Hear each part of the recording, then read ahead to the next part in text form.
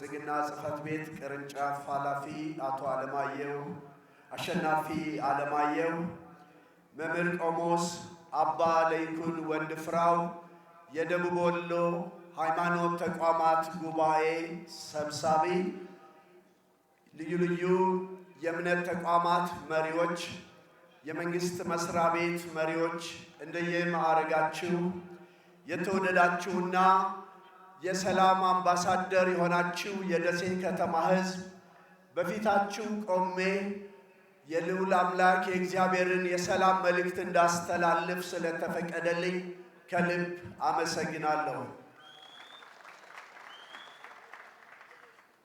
እንደምታውቁት አገራችን ኢትዮጵያ ሃይማኖተኞች የበዛንበት ሀገር ነው። ዛሬ የሃይማኖት ተቋማት ጉባኤ ይህን ፕሮግራም ስናዘጋጅ 7 የተለያዩ ሃይማኖት ተቋማት በአንድነት ቆመን ሰላም ያዋጣናል ብለን ነው መልእክት የምናቀርበው። ጊዜያችሁን ለመቆጠብ እኔ የ5 እምነት ተቋማትን ሐሳብ ይዤ ነው በፊታችሁ የቆምኩት። ሁላችንም የሃይማኖት ተቋማት 9 የምንስማማባቸው ምርጥ እሴቶች አሉ። ለምሳሌ ሃይማኖተኝነት፣ ሰላማዊነት፣ ይቅርታና ይቅር መባባል የመሳሰሉት የጋራ እሴቶቻችን ነበሩን። ነገር ግን እነዚህ እሴቶቻችን በልዩ ልዩ ምክንያት ተንደውብናል። እሴታችን ስለተናደ በሀገራችን በኢትዮጵያ ወንድም ወንድሙን ይገላል፣ የቀለም አባት አስተማሪ ይዋረዳል፣ ይገደላል፣ የሀገር መሪ ይዋረዳል፣ ይገደላል፣ የሃይማኖት አባት ይዋረዳል፣ ይገደላል፣ ሰው ታግቶ የሰው ንብረት ይዘረፋል፣ ትምህርት ቤት ይዘጋል፣ ይዘረፋል፣ እናት የምትወልድበት ጤና ተቋም ይወድማል፣ አምቡላንስ ይዘረፋል፣ ቤተ ክርስቲያን መስጊድ ይቃጠላል። ጉዳችን ተዘርዝሮ አያልቅም። ይሁን ሁሉ የሚያደርጉ ደግሞ ሃይማኖት ጥላ ስር የተወሸቁና ሃይማኖተኛ ነን የሚሉ በመሆናቸው የሃይማኖት አባቶችን ልብ የሰበረ ነው። ክርስቲያን በሚበዛበት አካባቢ ክርስቲያኖች ነን ይሉናል።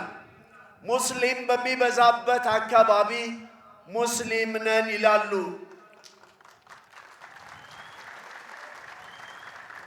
በዚህ ሁሉ ጉድ እግዚአብሔር ታግሶ ዝም ቢልም የግፍ ጽዋው ሞልቶ ቁጣውን ያወረደለት ማንን ያድናል?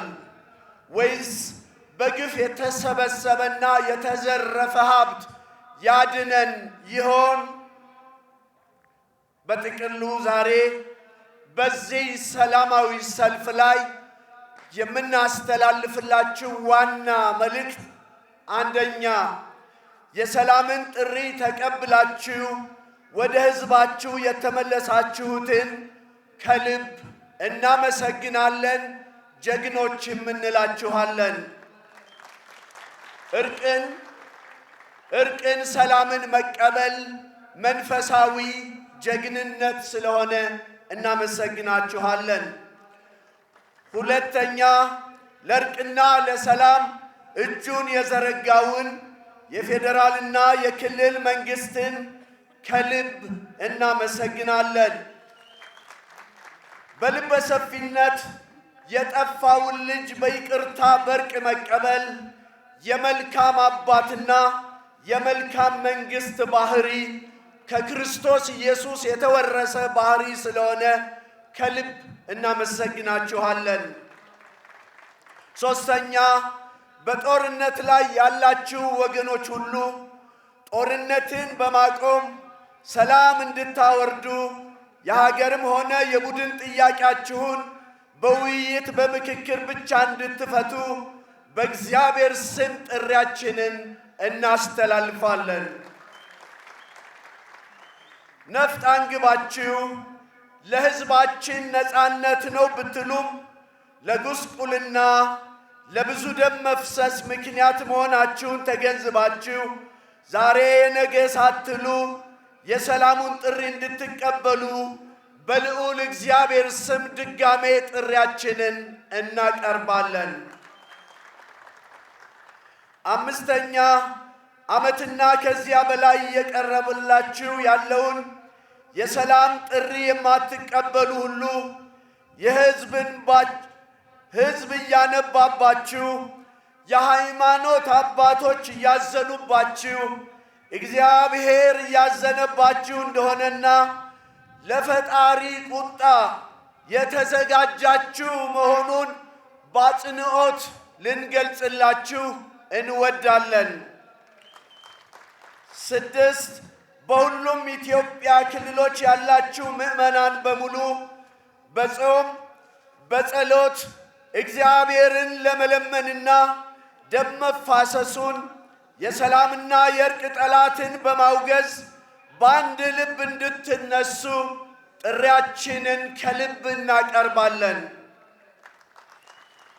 7ኛ ሃይማኖተኛ ነን ካልን ለሰላም ዋጋ እንድንከፍል ጥሪያችንን በልዑል እግዚአብሔር ስም ሁላችን የሃይማኖት ተቋማት ጉባኤ መሪዎች እናቀርብላችኋለን። እግዚአብሔር ኢትዮጵያን ይባርክ፣ ሰላምን ይስጠን። አመሰግናለሁ።